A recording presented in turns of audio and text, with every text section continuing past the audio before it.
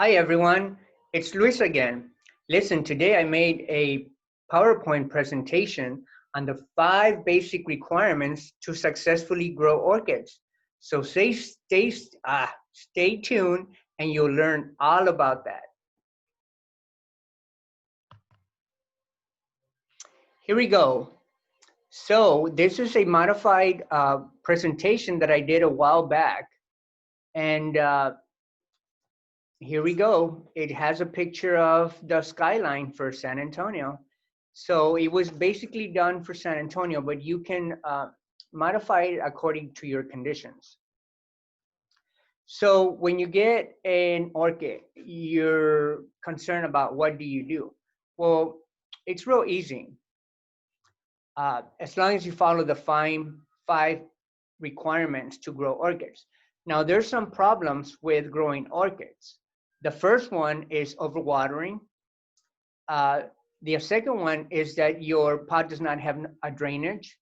The third one is too much or too little light. The fourth one is wrong potting medium. And the last one is poor air circulation. So those are things that are problems with your orchids. Now, the 5 orchid requirements are gonna be humidity, temperature, watering, light, and potting media. Here you go, humidity, temperature, watering, light, and potting media. Now, in general, humidity requirements for most orchids are 50% and above. So, if you have one of these, a humidity reader and a temperature reader, that will help you determine that. Keep it above 50, you'll be fine. Now, if you want to grow orchids outdoors, ways to increase humidity is use humidity trays. You can clump your plants together or use a mister, and this will increase humidity. If you have it indoors, you want to grow indoors, it's the same thing. You can create a humidity tray, which is just a tray with the pebbles. You put water in it, or you can get a humidifier, like this one on the top right, and you can clump your plants together to increase humidity. Now, the temperature requirements, most orchids, since they require above 50 degrees and below 100. If they go 100, you cook them, and below 50, they're gonna freeze. So some tolerate lower, but as a good rule of thumb, below 50, they don't like. So keep that in mind. Now, to control temperature indoors, what you want to do is keep plants away from drafts. So if you have your orchids next to a door, it's going to be difficult because you're going to have drafts coming in every time you open and close the door. So you want to put them away from doors because cold air can come in, hot air can come in. And also you want to put your orchids away from touching the windows, because through convection, they can acquire heat and they can acquire cold. So you want to avoid that. To control temperature outdoors, you can have a fan. I'm sorry. Yes, on the right, it's outdoors, is you can control the temperature by putting shade cloth or misting/watering more often.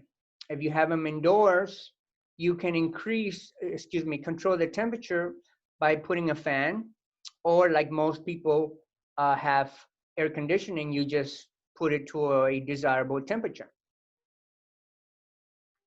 Now, watering indoors, I do both. So I have my sprayer. I have like the one on the left, a little handheld sprayer. That helps. You can use the one on the top right for more heavy watering, or you could just take them to your sink and water them that way. Rule of thumb is once a week, but if it's very hot and dry, you want to give it watering twice a week. For watering outdoors, you can use a long hose depending on where your plants are. On the left, you can see the nozzle that it helps you control the pressure and the flow and in the direction of how the water comes out. And on the top right is one of those backpack misters that I use, and it helps a lot. So that's the way you could water outdoors. Now lighting, it's easy. The best position to grow orchids is an east or south facing window. Or if you don't have that, you can increase lighting by putting special lighting through CFLs or those halogen tubes that you can use as growing lights for orchids. Outdoors, the light's already going to be there. So you want to have a tree like the left, a large open tree like that will provide a lot of filtered light. Or on the right, you can have a patio that has the trellis already there. But if it's too hot and the sun is too intense, you will have to put some shade cloth to protect the plants more. Now here's a diagram of a building in relationship to the sun. So since we're in the northern hemisphere, the sun will increase in the horizon. So it's going to be higher in the up above you in the summer, but because of the tilt of the sun goes down in the horizon. So it's better to have grow them in the south part of your house or east south of your house. That's better than northeast, northwest, or even better than southwest. Concentrate on east and south or southeast. Those are the best. Now, for outdoors, the sun's already there. So if it's too intense, you're going to need shade cloths. So these in the bottom are examples of shade cloths that you can get in your local hardware store. And you can create something on the right. It's a pole suspended, and you hang all your plants like that. That's easy. Now, potting mediums come in different types. You're going to have moss, bark, lava rock, leca pellets. You can put them in baskets, and you can even do orchid mounts. Here's examples of lava rock, moss, and leca pellets. And there's advantages and disadvantages to each. Moss hold more water, but you might have to rinse it more because it also holds fertilizer salts, which can burn your orchid roots. Be mindful of that. Lava rock and leca pellets dry faster. And since they're not organic, they won't decompose. Those are the advantages of that. Now for baskets and mounts, they're readily available, and or you could make your own. I've made many of my mounts, and the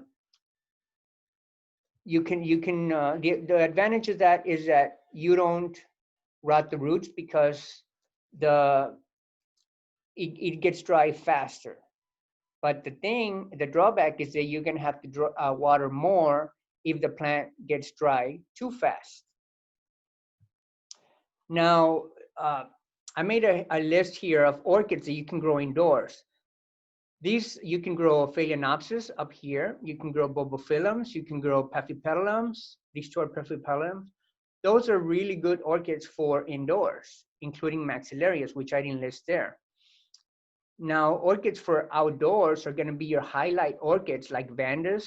Unfortunately, I don't have a picture of a Vanda here, but you have Cattleyas. These are highlight. Dendrobiums are highlight. And Encyclias, Lalias, and Oncidiums will be great for outdoors.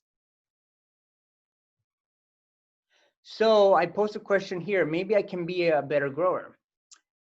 Yes, you can, because I started off not knowing anything, but now I'm become fairly successful, and I want to share my experiences and the good things that I've done that help me be a better grower. So if you follow these requirements, you'll become a better grower. Follow the 5 orchid requirements. Join an orchid forum where you can talk to other people about your orchids. Find an orchid friend. If you have a friend, you share ideas. You maybe share cuttings. Also, you can look up orchid culture. And one best site that I use is called orchidspecies.com. And it's really good because it gives you information on the plant, where it's from. It tells you the temperature it requires, the light requirements, and it also tells you when it blooms. So those things are good to know. And also you can subscribe to my channel. I will be doing frequent updates and new posts on helpful information that can help you become a better grower. So I hope you like my video. And again, this is the 5 basic orchids requirements to grow your orchids. Of course, you can also add fertilizer. I know I didn't include it there. It's not really required, but it does help. So thanks for watching.